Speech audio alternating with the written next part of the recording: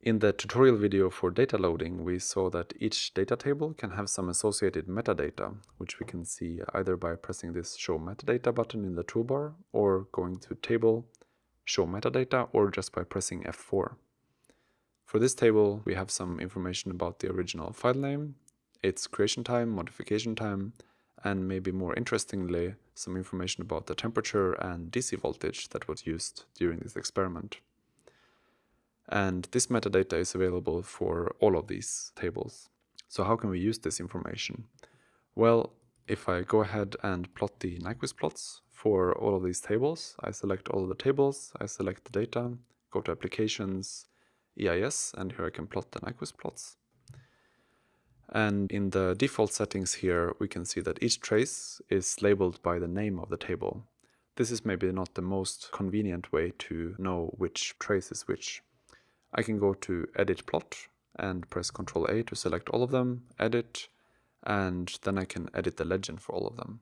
If I click the right arrow here, I get some suggestions for what the legends should be, and since we have some metadata now, I can choose one of those metadata fields, and in this case it's the DC voltage that has changed between each trace.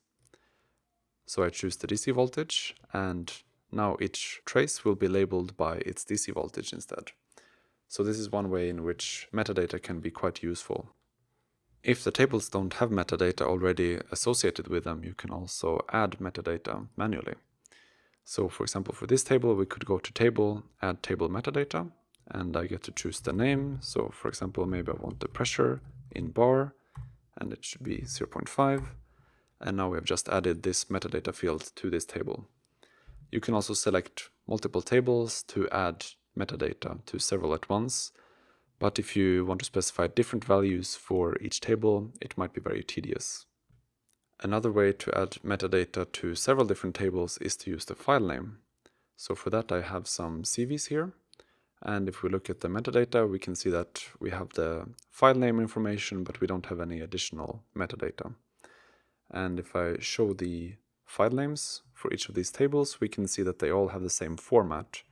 So for example, at the beginning, we have glassy carbon working electrode, then glassy carbon counter electrode, silver chloride reference electrode, its tempo 50 millimolar in KCl 300 millimolar, and we use the side contact solution. And each of these tables have the same format of this file name, and this enables us to extract this information from the file names and put it in the metadata. So to do that, we can select all of the tables and then choose Table, Get Metadata from File Name.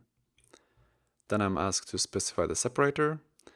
In this case, it's underscore that's used between each field in the file name. So this is the default here. I can just press OK. And then we're asked to specify the format.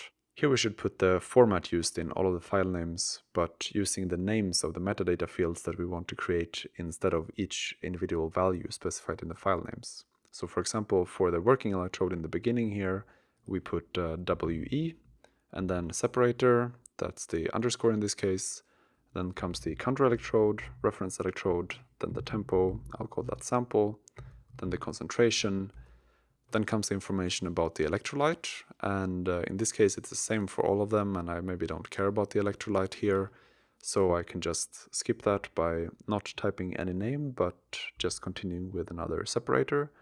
And I also want to skip the electrolyte concentration, so I put another separator again, and then I want the information about the contact solution. At the end it just says CV, so this I'm not interested in, so I can just end my format here to skip everything that comes after it. And if I press OK, I'm asked if I want to do it for all of the selected tables, so I'll choose yes. And now we can see that we get this information in the metadata fields about all of those fields that we selected, and this is then available for all of the tables. So this can be a quite useful way to create metadata from the file names when the file names themselves contain information that is not available in the files themselves.